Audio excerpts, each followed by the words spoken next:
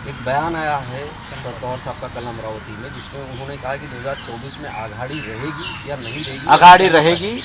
पवार साहब ने जो कहा है उसका विपर्यास किया जा रहा है। इस महाविकास आघाड़ी के कर्ता धर्ता जो है प्रमुख नेता, उसमें उद्धव ठाकरे जी है, राहुल गांधी जी थे उस वक्त, हाँ, और माननीय पवार साहब थे, आज भी है और रहेंगे।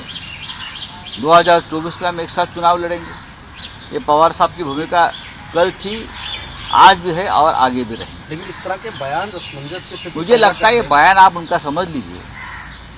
2024 में महाविकास आघाड़ी के साथ हम जाएंगे, एनसीपी के साथ रहेंगे, एनसीपी शिवसेना कांग्रेस के साथ रहेंगे और चुनाव एक साथ लड़े जाएंगे। एक बयान उन्होंने अजीत पवार को लेकर भी दिया था, ये कहा जा रहा है कि अजीत पवार को कोट किया, हालांकि इसका नाम नहीं था। उन्होंने कहा कि जो लोग पार्टी तोड़ने की कोशिश कर रहे हैं वो करते रहे, हम हमारा काम कर रहे हैं। तो क्या ये अजीत पवार को लेकर था या बीजेपी को इशारा कर रहे थे? क्योंकि ये बीजेपी को लेकर इशारा है। मैं मेरी जानकारी बता सकता हूँ। भारतीय जनता पार्टी हर पार्टी को तोड़ना चाहती है पूरे देश में। जो विपक्ष में मजबूत पार्टी है, चाहे शिवसेना हो, चाहे कांग्रेस हो, चाहे एनसीपी हो, चाहे तृणमूल हो, सभी को तोड़कर अपनी पार्टी बनाना चाहते हैं। उनके पास ओरिजिनल कुछ नहीं, सब कुछ डुप्लीकेट माल है उनके पास, सब चाइना का माल है, वो जल्दी खत्म हो जाएगा। तो इससे पार्टी बनाकर आप अपनी विचारधारा जो है, जो आप नहीं बचे है, वो आप कैसी सरकारें चलाएंगे? तो पवार साहब ने जो कहा है वो हमारा कहना है। ये धंधा जो है बीजेपी वॉशिंग मशीन का बंद कर दो, ये लॉन्ड्री बंद कर दो। सर एक बयान आया है, एकनाथ शिंदे का ठाणे में आया। शरद पवार से जिस प्रकार से शरद पवार मेरी बातचीत हमेशा होती है, सुबह भी हो गई है। और महाविकास आघाड़ी को जैसे आप बोलते हो उस प्रकार का कोई धोखा या खतरा नहीं है। हम सब एक साथ रहेंगे और है।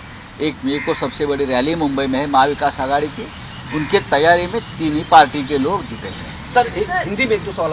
एकनाथ शिंदे ने ठाणे में कल बयान दिया है, एक स्पीच दिया था, उस सभा को संबोधित कर दूंगा। कहना था कि बार बार मर्द होने की बात कहनी पड़ती है, खुद पर कोई संशय है क्या? इस पर क्या कहेंगे? नहीं, आप पर शंका है।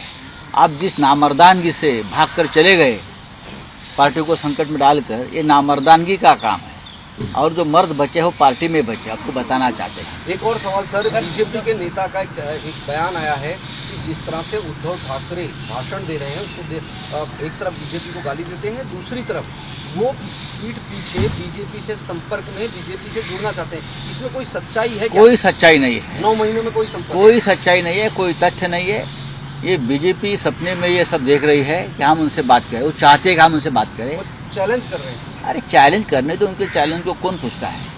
सर उद्धव ठाकरे जिस प्रकार से कल अपने बयान में कहा कि शिवसेना किसकी है, वो साफ अगर आप पाकिस्तान से पूछे कोई बताइए। देश उसका कहना है, बाजू में जो राष्ट्र है पाकिस्तान जैसे, उन्हें भी मालूम है शिवसेना किसकी है, लेकिन हमारे इलेक्शन कमीशन नहीं बता पा रहे हैं, गलत डिसीजन ले रहे हैं। आप जाइए विश्व में कहीं भी जाइए, बताएंगे शिवसेना किसके, बालासाहेब ठाकरे जी के है। जहाँ ठाकरे है वहाँ शिवसेना है, लेकिन इलेक्शन कमीशन ये तय नहीं कर पा रही है। चलिए सर आज